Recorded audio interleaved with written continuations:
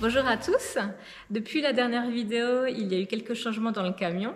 Alors déjà, comme vous pouvez le voir, on a mis les fenêtres et puis on s'est aussi occupé un petit peu de l'aménagement intérieur. Allez, suivez-moi, je vous montre. On a fait la porte d'accès à la soute.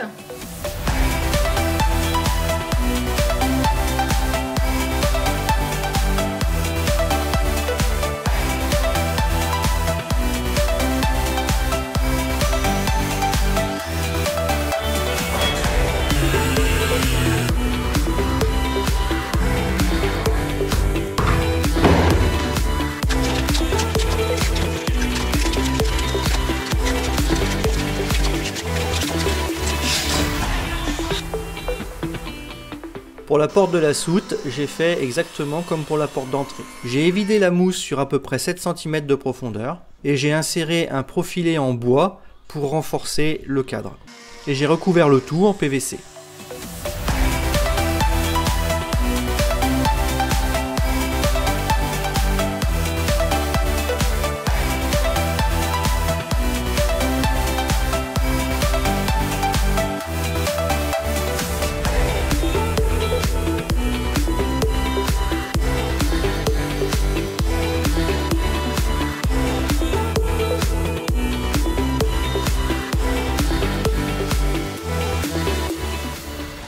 Pour la porte, j'ai utilisé un panneau sandwich aluminium de 32 mm d'épais. J'ai évidé le panneau à chaque extrémité pour le renforcer avec du bois, afin d'y fixer solidement les charnières et le verrou.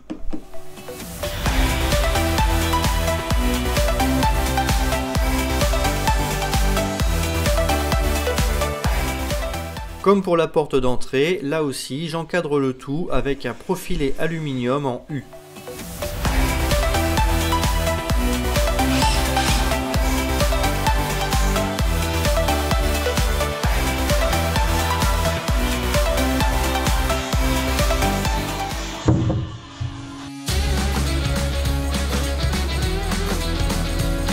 Ici, à l'arrière du camion, on a ce qui sera la chambre. Donc, on a posé un support pour le sommier et le matelas. Des meubles hauts pour des rangements. Donc là, on aura des façades et puis des portes qui s'ouvriront. Et puis, Luc et Louis ont posé la cloison pour séparer la chambre des toilettes ici et de la douche ici.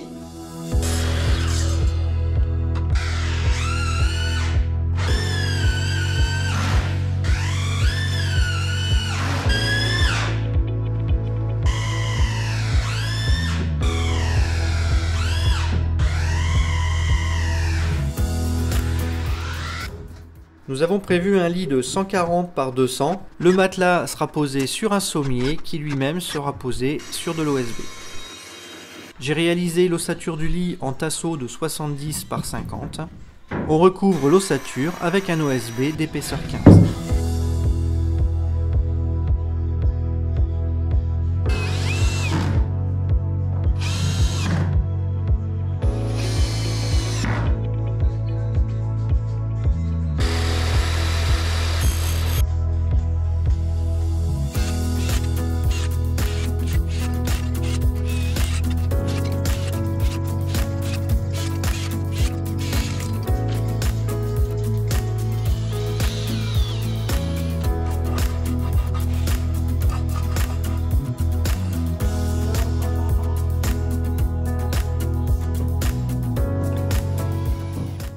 J'utilise des cornières aluminium pour fixer mes cloisons au mur et au plafond. On a recoupé les cornières pour qu'elles correspondent à l'épaisseur des cloisons. Les cloisons sont en contreplaqué de 22 mm d'épais.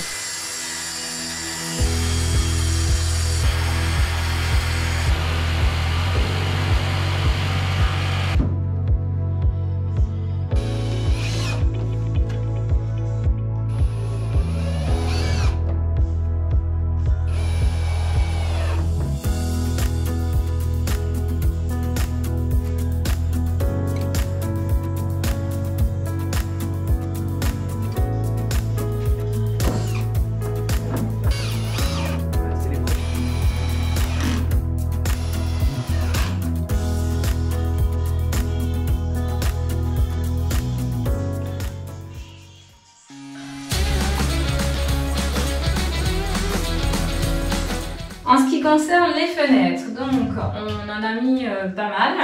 On en a mis une ici au niveau de la cuisine et ensuite 2 au niveau des banquettes. Donc à la base, on voulait opter pour des fenêtres un peu panoramiques qui s'ouvraient vers l'extérieur, mais le coût était vraiment trop cher. Donc du coup, on a opté pour des fenêtres qui ont moins de surface vitrée, mais qui ont l'avantage d'être coulissantes et surtout d'être moins chères. Et puis on a posé des petites fenêtres, une ici qui s'ouvre en oscillant battant pour les toilettes et la même ici pour la salle de bain, ainsi qu'une double fenêtre coulissante dans la chambre.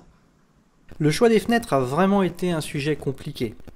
Entre les entrées de gamme en polycarbonate qui se rayent pour un rien et qui d'un point de vue qualité laissent franchement à désirer, et à des prix qui sont quand même déjà élevés puisqu'il faut compter entre 400 et 500 € la baie. Ensuite on a la gamme Dometic où là il faut compter entre 800 et 900 € pour avoir une baie d'1 mètre de large. On reste sur un produit en plastique, donc d'une qualité moindre et pas très sécurisé. Nous, on voulait des fenêtres sécuritaires et bien isolantes. Donc on s'orientait plutôt vers une fenêtre avec un cadre aluminium et des vraies vitres en verre trempé. Dans la gamme Outbond, on retrouve bien des vitres en verre double vitrage. Par contre, l'encadrement reste en fibre de verre et ça fait quand même encore pas très sécurité. Et là, les prix explosent puisqu'il faut compter plus de 1000 € pour une seule baie d'à peu près 1 mètre de large. On a la marque KCT qui propose des fenêtres entièrement aluminium et en double vitrage, mais alors là, je vous raconte pas les prix. J'avais placé beaucoup d'espoir en Carapace Aménagement qui a sorti il n'y a pas très longtemps une fenêtre aluminium double vitrage. Par contre, il s'est positionné à des prix extrêmement élevés et je suis pas prêt à mettre 1200-1300 € dans une baie d'1 mètre de long. Au final, on a opté pour des fenêtres coulissantes de maison. L'avantage, c'est qu'on a une fenêtre en aluminium avec rupture de pont thermique et un vitrage Securite double vitrage. Les connaisseurs vont nous demander comment on fait pour l'homologation route. Le camion sera immatriculé en carrosserie plateau et la cellule constituera son chargement. Elle n'aura donc pas à passer les homologations route.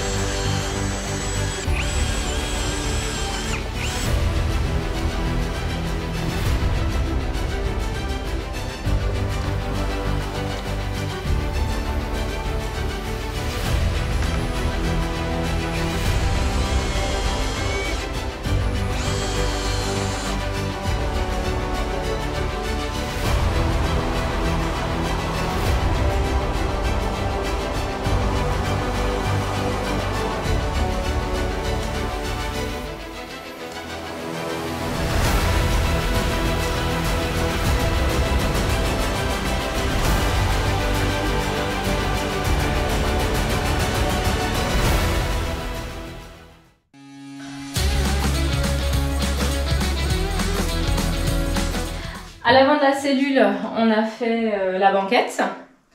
Donc ici, on aura une table. Et puis là, en dessous de la première banquette, il y a le réservoir de 600 litres, réservoir d'eau. Et en dessous de l'autre banquette, on a de quoi faire du rangement.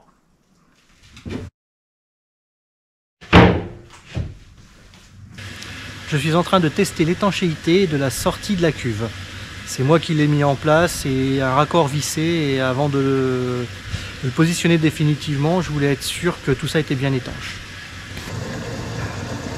A priori, ça ne coule pas.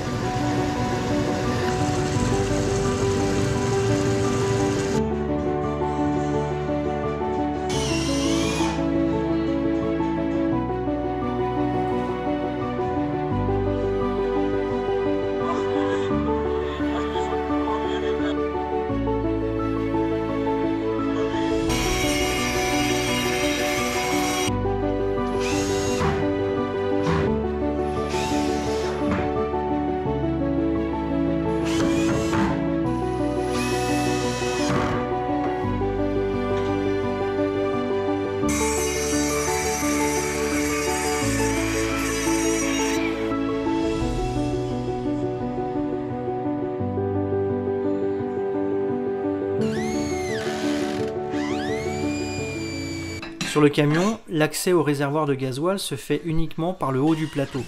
Je n'y aurai donc pas accès lorsque la cellule sera en place. Je fais donc un trou dans le coffre de la banquette droite, et puisque j'envisage de mettre le chauffage à gasoil dans ce coffre, j'aurai ainsi un accès direct au réservoir de gasoil.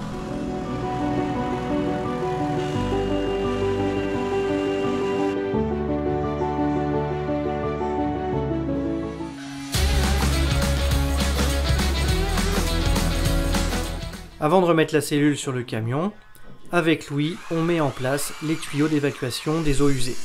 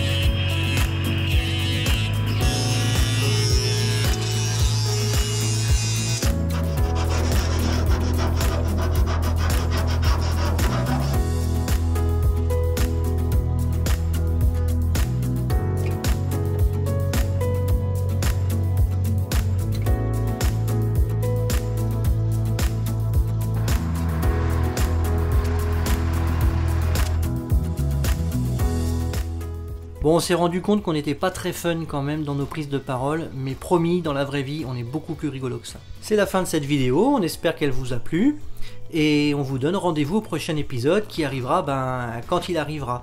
Ceux qui nous connaissent ont l'habitude.